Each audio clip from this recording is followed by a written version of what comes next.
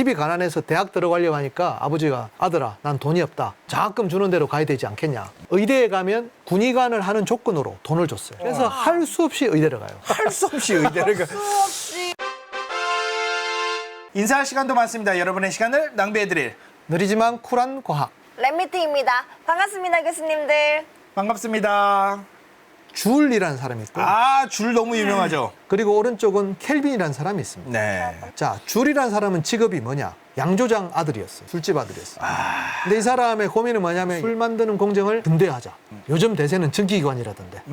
전기기관을 쓰자. 잘 안 돼. 그러다 패러데이가 전자기 유도 방식 모터를 써보자. 발열량이 너무 나. 그걸 보니까 발열되는 양하고 일의 전기량 소모되는 거 비슷해. 열과 일이 같지 않을까? 그걸 갖다가 과감하게 학교에 가서 발표를 해.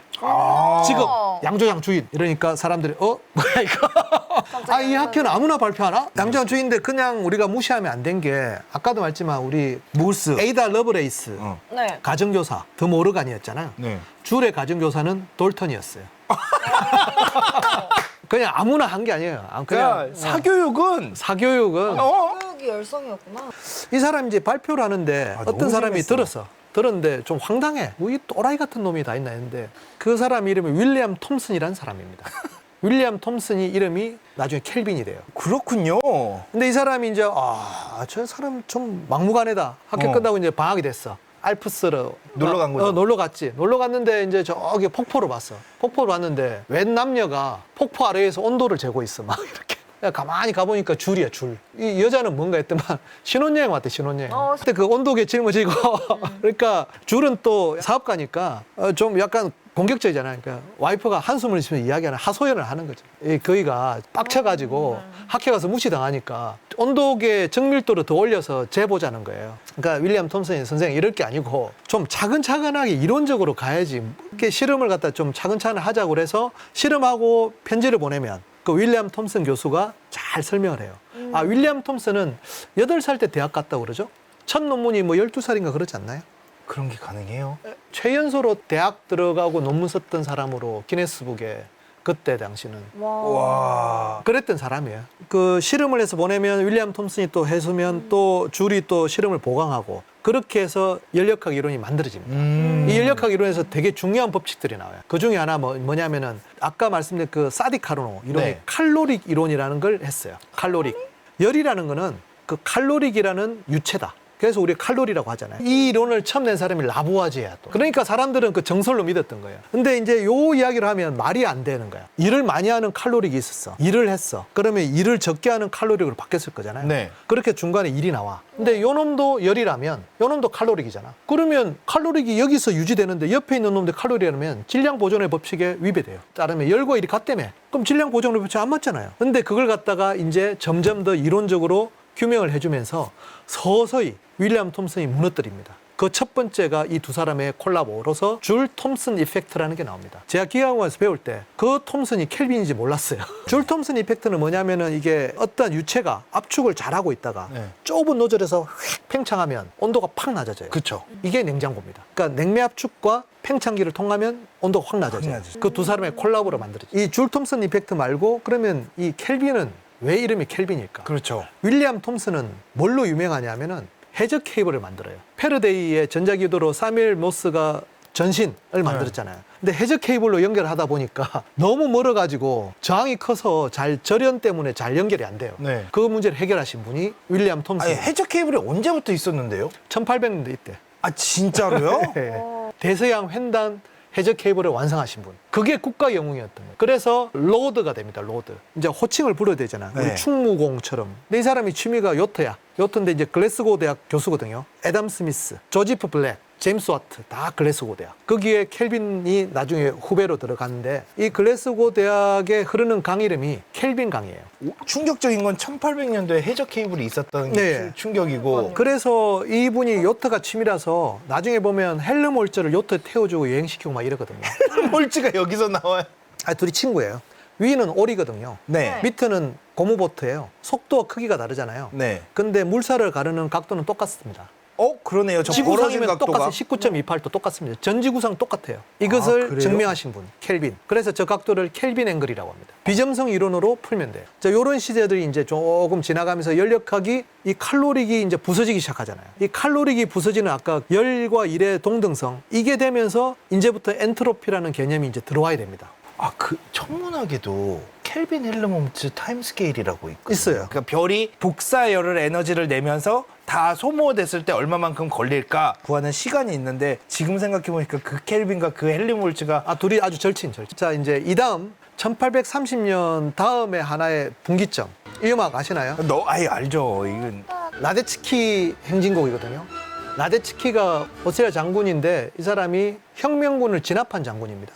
진압한 장군을 기리는 거예요, 이렇게. 그때 오스트리아 제국이 이제 무너지기 직전이었어요. 1848년은 또 혁명의 시대입니다. 1848년은 전 유럽이 왕정 물러가라. 오스트리아에서도 혁명의 물결이 와요. 이제 무너지기 직전이야. 각종 그 제국이 다스리는 뭐 이탈리아 곳곳에서 혁명이 일어나요. 그래서 그 진압군을 보내.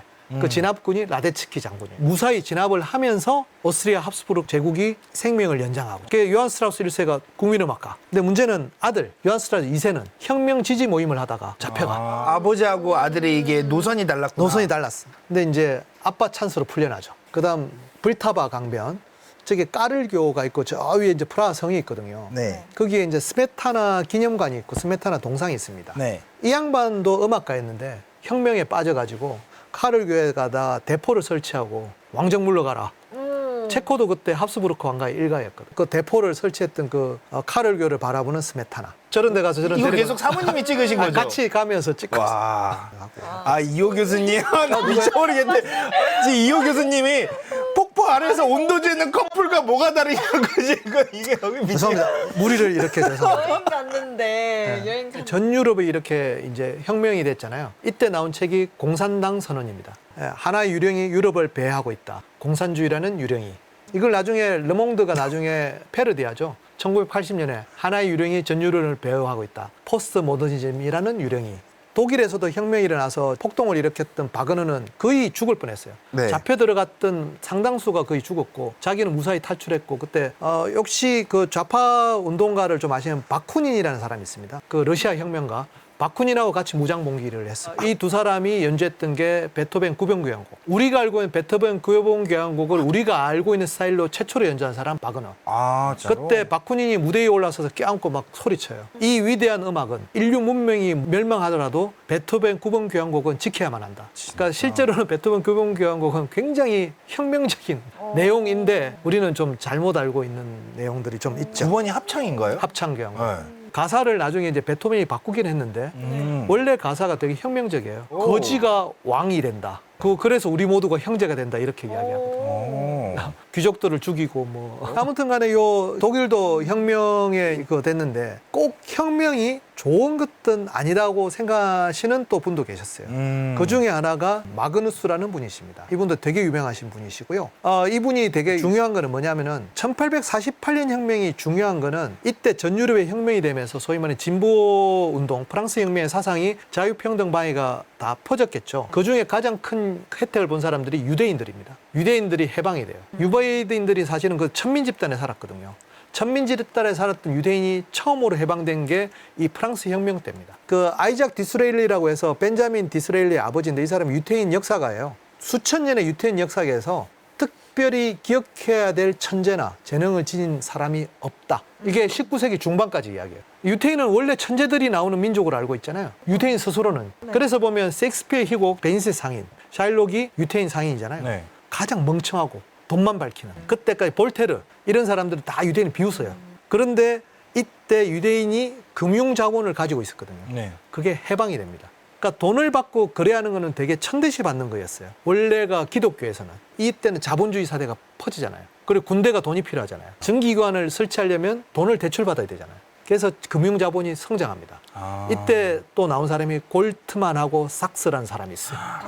골드만 삭스가 이때 나옵니다. 근데 저 마그누스가요. 마그누스 효과가 맞습니다. 나온다는 그 마그누스인가요? 네, 맞습니다. 와. 유체학에서는 마그누스 효과라고 그래서 이렇게 회전을 하면 네. 변화구가 이렇게 되는 그렇죠. 그거를 만든 사람이에요. 그 회전 방향으로 위하고 아래 압력이 달라지기 때문에 네. 그 방향으로 휘는 거거든요. 네, 네. 커브 같은 거 가다가 뚝 떨어지잖아요. 네. 회전을 다르게 주면은. 네. 일단 마그누스라는 사람은 유태인 부자였어요. 유태인 부자 중에 제일 유명한 사람은 맨델스존이라는 사람입니다. 맨델스존의 할아버지가 이 유태인을 갖다가 천민 집단에서 금융자본으로 성장시킨 대표적인 사람입니다. 오. 아무튼 간에 이 맨델스존 할아버지가 겁주였는데 부인이 엄청난 미인이었어요. 그래서 처음에 이제 부인을 어떻게 만나냐면은 어느 날 이제 만났죠. 근데 그 사람한테 이 곱추가 청혼을 해요. 청혼을 할 때 어떻게 하냐면은 당신은 혹시 전생을 믿냐고. 하나님이 이 세상에 내려올 때 당신을 보여줬다 나한테. 근데 그때 당신의 운명은 곱추였고 내가 미남이었다. 그래서 내가 하나님한테 부탁하기를 나를 곱추로 만들고 저 여인을 미인으로 내보내세요 해서 당신은 미인이 됐고 내가 곱추였습니다. 이거는 잠깐만 이건 약간 스캠 아니에요? 많이 스캠인데? 이거 많이 스캠인데? 아무튼 마그누스도 이제 금융자본가 되게 큰 돈을 벌었고 마그누스의 사촌 동생이 누구냐면은 로이터라고. 그 로이터 통신에 로이터 통신. 이 사람도 좌파 혁명에 빠져가지고 공산당 선언 그 팜플렛 열심히 돌리다가 폭동이 일어나서 도망가가지고 파리로 도망갔는데 유태인 아바스라는 사람이 전보를 이용한 통신을 하고 있었어요. 네. 오 이거 돈 되겠는데 싶어서 만든 통신사가 로이터 통신사. 와. 아바스가 만든 게 AFP 프랑스 통신사. 네. 그다음에 로이터는 독일 기반 통신사. 와. 이게 그 마그누스의 사촌 동생 다 이 유태인 사람들입니다. 아까 전교정 오음이라는 사람, 오음의 법칙. 그 오음의 제자가 디리클레라는 사람이거든요. 네. 디리클레는 수학에서 되게 유명해요. 또 여기서 이제 큰 깨달음을 얻어가지고 독일로 가서 계몽운동을 하다가 맨델스존 여동생하고 결혼합니다. 와. 자 이제 마그누스에 대한 오프닝만 이야기했고 네. 마그누스 돈이 많았는데 이 사람은 물리학이라는 걸 가르치고 싶었어요. 근데 물리학이 그때는 천대받는 학문이야. 그래서 대학에서는 실험을 하는 걸 어떻게 대학생들한테 천안 가르치냐. 진짜로? 뉴턴은 수학 교수입니다. 아까 말했던 찰스 베비지 다 수학 교수입니다. 대학에서 신성한 대학에서 무슨 실험을 하고 분해를 하고 말이 돼? 이런 거예요. 그러니까 이 사람이 열받은 거예요. 그래서 집을 자기가 사요. 그 집이 아마 그 라그랑주의 집이었나 그랬을 거예요. 큰 저택을 산 다음에 거기를 실험실로 꾸며. 아니 내가 그냥 실험 기자재 다 살 거야. 전 세계에서 그런 실험실이 어디 있어요? 그렇죠. 최고 가쁜데. 그러니까 배우고 싶은 사람이 모여들어. 거기서 독일 물리학회가 탄생합니다. 세계 최초의 물리학회가 여기서 이 집에서 탄생합니다. 와. 그게 마그누스. 여기 보면 중간에 헬름홀츠 나오고 네. 클라우지우스 나오고 키르이호프 뭐 이런 사람이 나와요. 다 이 집에서 공부했다는 거예요. 와. 저 사람들이 5명인가 6명인가가 뭉쳐서 만든 게 독일 물리학회고요. 그 독일 물리학회가 세계 최초의 물리학회고 미국 물리학회보다 앞서 있습니다. 지금도 가장 큰 학회 중에 하나고 네. 지멘스도 그 중에 하나였어요. 중간에 그 팻말이 깨져 있잖아요. 그 기념비를 이렇게 새겼더니만 나치가 1830년대 집권하잖아요. 이 사람은 유태인이잖아요. 좋지 못한 대접을 받았던 거예요. 그러다가 통일이 됐어. 통일이 되니까 지멘스가 제일 처음 한 게 지멘스가 이 건물에 취약됐잖아요. 네. 이 건물을 인수합니다. 아. 그래서 복원을 해요. 그래서 지금 지멘스의 본부 건물로 쓰고 있어요. 진짜. 독일 물리학회 본부 건물이자 지멘스의 본부 건물이. 지멘스도 진짜 멋있다. 그 회사잖아요. 그거를 딱 그렇게 해가지고 본부로 쓴다는 것 자체도 와. 자기의 모태잖아요. 왜 저기에 집착하는가? 자, 헬름홀츠. 되게 명망가지방 피테 제자. 피테가 저게 유명한 철학이자 저 사상가였는데 그 제자였어요. 그런데 집이 가난해. 좋은 집안이면 뭐해? 집이 가난해서 대학 들어가려고 하니까 아버지가 아들아, 난 돈이 없다. 장학금 주는 대로 가야 되지 않겠냐. 그러니까 유일한 방법이 의대 가는 거야. 의대에 가면 군의관을 하는 조건으로 돈을 줬어요. 그래서 할 수 없이 의대를 가요. 할 수 없이 의대를 가. 할 수 없이 의대 간 사람 아까 콩트, 뿌아제이유 이런 사람들. 할 수 없이 의대를 갔는데 자기의 관심은 물리학. 그렇죠. 너무 하고 싶은 거예요. 그런데 갑자기 베를린에 마그누스가 물리학 실험실을 열었대. 열었다는 이야기 들어. 가. 선생님. 그러니까 나는 너 같은 학생을 원한다. 열심히 해. 성과가 너무 좋아요. 그랬더만 독일 그 물리학회나 이 학회에서 이 사람의 군의관 의무 복무를 면제해줘야 된다. 이런 면제가 돼요. 이건 해줘야 된다. 그러니까 면제가 돼서 활동을 해요. 활동을 하는데 제일 처음에 발견한 게 이 사람이 이게 망막의 이상이나 이런 걸 알 수 있는 검안경. 그게 지금도 쓸 수 있는 검안경을 만들어서 크게 성공을 하여 이 이야기를 들었던 아까 말 켈빈 네. 이런 사람들이 초청합니다. 영국에. 그러면서 절친이 돼가지고 생각들을 서로 발달하는데 거기서 에너지 보존 법칙을 발견하죠. 그 책이 이 책입니다. 이 책에 바로 에너지 보존 법칙이 네. 담겨 있는 책인데 그런 중요한 책은 어디 있다? 가나자와. 가나자와 공대에 있다. 네. 그리고 여기 보면 힘의 보존에 관했습니다. 여기서는 에너지가 아니고 크라프트라고 돼 있거든요. 이 크라프트가 에너지라는 개념으로 할 수 있다라는 개념을 가르친 사람은 켈빈. 켈빈이 정의해줘요. 속도의 제곱이라든지 이게 같은 물리량이고 뭐 이런 것들을 켈빈은 왜 그렇게 할 수 있었다? 줄이 열과 일이 같다는 거. 그것을- 열과 일은 에너지로 또 연결되거든요. 그래서 다 그냥 켈빈이 마당발로 싹 정리해 줍니다. 이렇게. 네. 그렇게 정리해주고 이 사람이 또 금환경도 발견하고 켈빈과 교류하면서 포텐셜 유동을 하다가 또 전자기학도 이 사람이 해요. 여러 가지 뭐 분자 보텍스 다 켈빈, 헬름홀츠, 인스테빌리티도 다 하고. 근데 또 헬름홀츠의 제자가 헤르츠하고 마이클슨이라는 사람. 마이클슨 몰리의 실험. 그러니까 거의 뭐 이 사람들이 시대를 그냥 완전히 그냥 점령을 해버린 거죠. 네. 근데 이제 이 사람의 절친이 있었어. 헬름홀츠의 절친이요? 헬름홀츠가 그렇게 힘들게 군의관 하면서 마그누스 랩에 갔더니만 웬 군대 장교가 와 있어. 말을 해보니까 형 나도 돈이 없어가지고 장교를 한다고. 그런데 마그누스 선생님이 하니까 나도 물리학 배우고 싶어서 그 사람 이름이 지멘스예요. 그러니까 서로 신세가 똑같잖아. 그래서 둘이 절친이 돼요. 지멘스는 여기서 전자기 유도 현상을 가지고 전신을 또 만듭니다.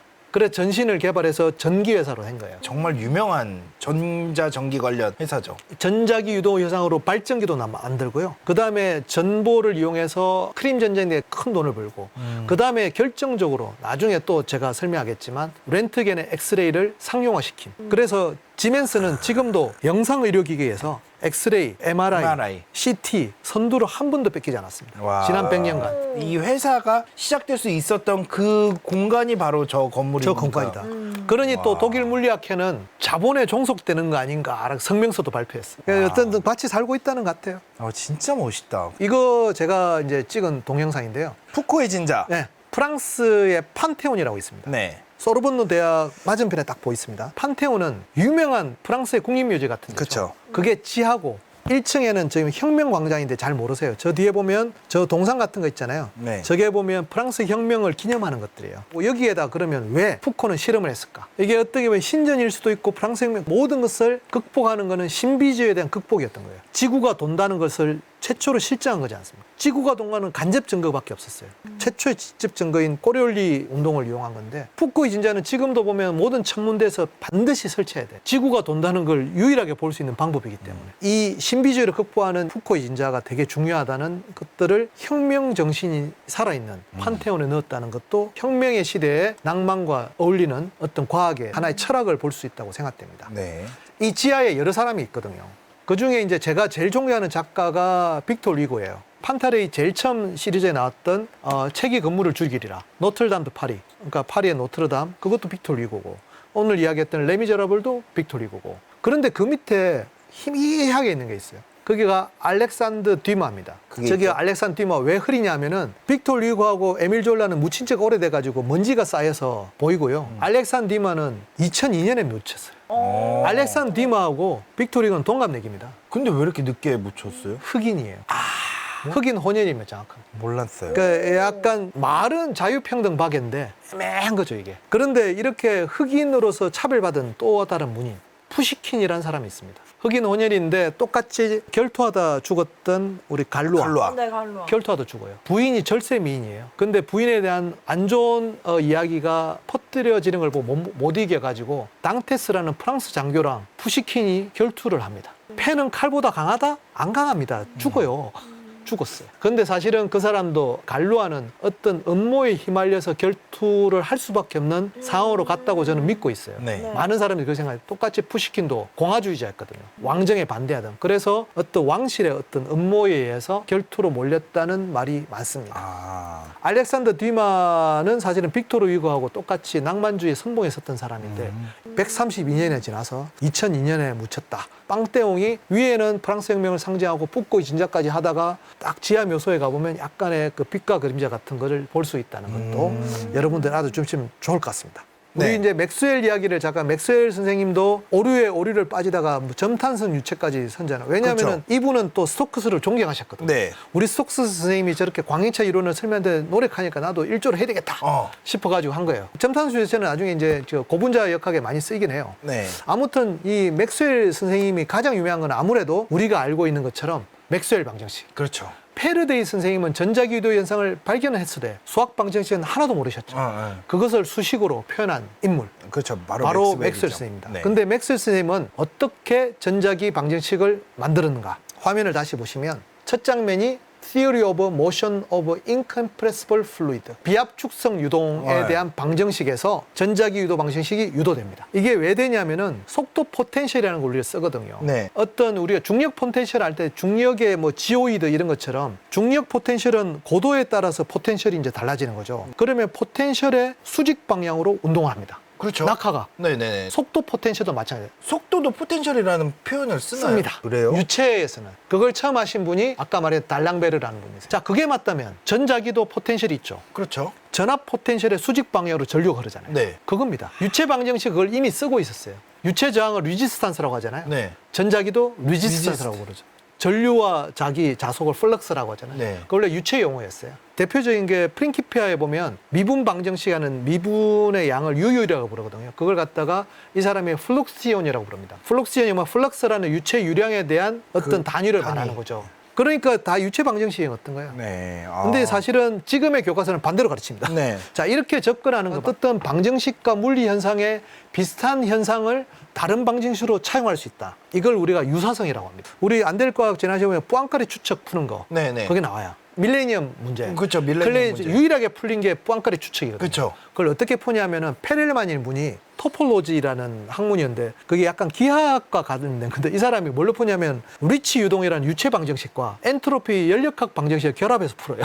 거기에 유사성을 발견한 거예요. 그 자세한 설명은 안될과학의 이전 궤도님이 네, 설명을 한 보시면 거. 아실 수 네. 있어요. 이번에 허준희 교수님 필즈상 탄 것도 사실은 다른 방법으로 풀어낸 거잖아요. 이렇게 돌아간 거죠. 네. 아까 말씀드린 어떤 학문을 갖다 깊이 알아서 중요한 게 아니라 세미얼 모스도 그렇고 전혀 다른 데서 전혀 다르게 풀 수 있습니다. 페르데이 같이 수학 방정식 몰라도 할 수 있을지 또는 유체를 하나도 몰라도 우리 다이슨 청소기가 잘 되거든요. 그렇죠. 네. 뭐 그런 것들도 알 수 있듯이 유사성을 가지고 세상의 문제들이 많이 해결할 수 있다는 것도 우리가 알 필요는 있습니다. 에이. 이건 또 뭔가 네. 다시 또 켈빈이 나와야 됩니다. 아, 여기에서 또 켈빈 등장인가요? 예. 켈빈이나 이런 사람들이 그때 제일 큰 관심사가 뭐냐면은 아까 이제 공기의 저항도 되게 문제됐잖아요. 자, 파도를 이기고 나가는 저항. 요게 이제 문제가 됩니다.